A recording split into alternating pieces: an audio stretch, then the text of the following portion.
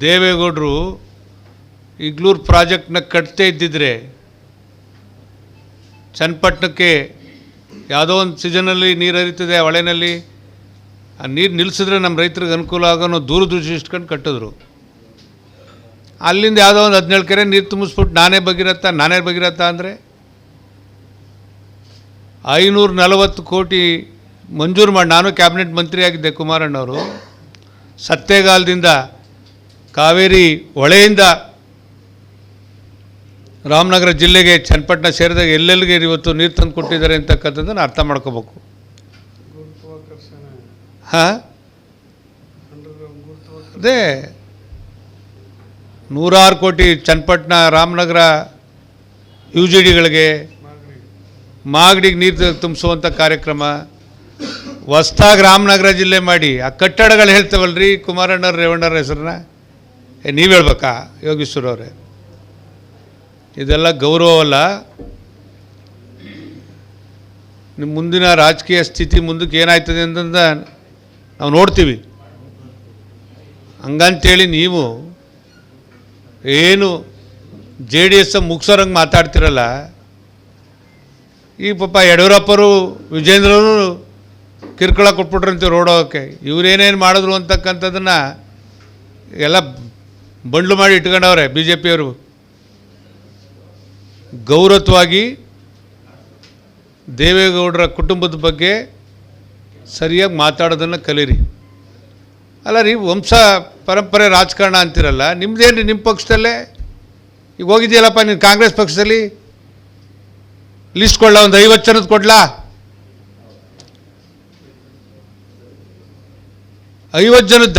ಈಗ ನೋಡಪ್ಪ, ಜವಾಹರ್ಲಾಲ್ ನೆಹರೂರಾಯಿತು, ಇಂದಿರಾ ಗಾಂಧಿಯವರಾಯಿತು, ರಾಜೀವ್ ಗಾಂಧಿಯವರಾಯಿತು, ರಾಹುಲ್ ಗಾಂಧಿಯವರಾಯಿತು, ಈಗ ಪ್ರಿಯಾಂಕಾ ಗಾಂಧಿಯವರು. ಅದು ವಂಶ ಪರಂಪರೆ ರಾಜಕಾರಣ ಅಲ್ವಾ? ಬೇಡ. ಈಗ ಇಲ್ಲಿ ಸಂಡೂರಲ್ಲಿ ಮಾಡಿದ್ರಲ್ಲಪ್ಪ, ನನ್ನ ಜೊತೆನೇ MLA ಆಗಿದ್ದ ಅಂತವರು. ಈಗ ಅವ್ರು ಹೆಂಡ್ತಿನೇ ಕ್ಯಾಂಡ್ ಮಾಡಿದ್ರಿ. ಖರ್ಗೆ ಮಗ ಅಳಿಯ ಖರ್ಗೆ ಅವರು. ಬೇಡ, ನಿಂದೇ ಕುಟುಂಬ ಹೇಳಪ್ಪ. ನಿನ್ನ ತಮ್ಮನ್ನು ಜಿಲ್ಲಾ ಪಂಚಾಯಿತಿ, ನಿನ್ನ ತಮ್ಮನೇನು ನಿನ್ನ ಹೆಂಡ್ತಿನೂ ಜಿಲ್ಲಾ ಪಂಚಾಯಿತಿ. ಇದು ನಿಮ್ಮದು ವಂಶ ಪರಂಪರೆ ರಾಜಕಾರಣವಲ್ವಾ? ಮಾತಾಡುವಾಗ ಈ ಪ್ರಜಾಪ್ರಭುತ್ವ ವ್ಯವಸ್ಥೆಯಲ್ಲಿ ಜನ ಏನು ತೀರ್ಮಾನ ಕೊಡ್ತಾರೋ ಅದು ಅಂತಿಮ. ಎಲ್ಲರೂ ಬಾಯಿ ಮುಚ್ಕೊಂಡು ಇರಬೇಕು, ನಿಮ್ಮ ಕೇಮೆ ಮಾಡಬೇಕು. ಏನು ಮುಗಿಸ್ಬಿಟ್ಟಾರಂತೆ JDS? ಅದು ಯಾರು ಒಬ್ಬರು ಕರ್ಕೋವಪ್ಪ ನೋಡೋಣ. ನಮ್ಮ JDS ಪಕ್ಷದ ಶಾಸಕರನ್ನ, ಮಾಜಿ ಶಾಸಕರನ್ನ, ಮುಖಂಡರನ್ನ ಯಾರು ಒಬ್ಬರನ್ನ ಅಳ್ಳಾಡಿಸಿ ನೋಡೋಣ. ಅದು ಯಾವುದೋ ಎಡಬಿಟ್ಟು ದುಡ್ಡು ಸಿಕ್ತು ಅಂತೇಳಿ ಕೆಲವು ಟೈಮ್ MLAಗಳನ್ನ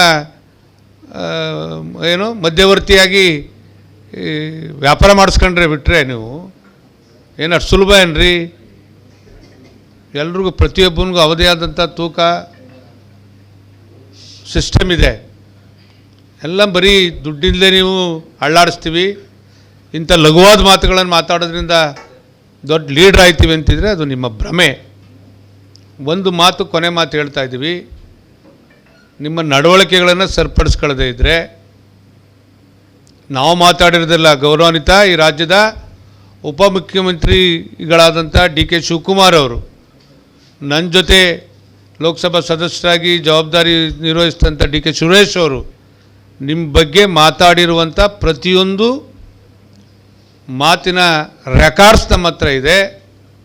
ನಾವೇ ಬಂದು ಬೀದಿಲಿ ನಿಂತ್ಕೊಂಡು ನಿಮ್ಮನ್ನು ಹರಾಜು ಹಾಕುವಂಥ ಕೆಲಸವನ್ನು ಮಂಡ್ಯ ಜಿಲ್ಲೆಯ ನಮ್ಮ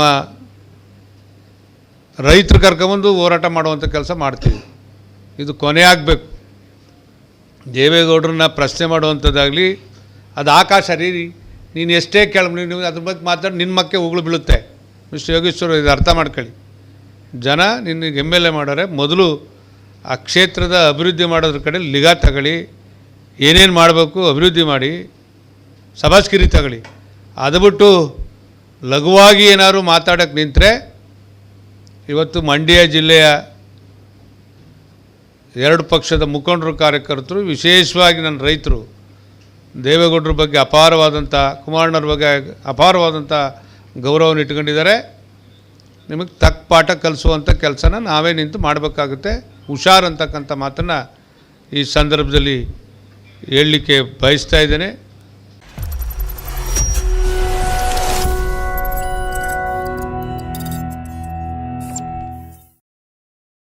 ನೀವು ಗಿರವಿ ಇಟ್ಟು ಬಿಡಿಸ್ಕೊಳಕ್ಕಾಗ್ದಿರೋ ಆಭರಣನ STJ ಗೋಲ್ಡ್ ಕಂಪನಿಯವರು ಬಿಡಿಸಿ ಮಾರುಕಟ್ಟೆಗಿಂತ ಅಧಿಕ ಬೆಲೆಗೆ ತಗೋತಿದ್ದಾರೆ.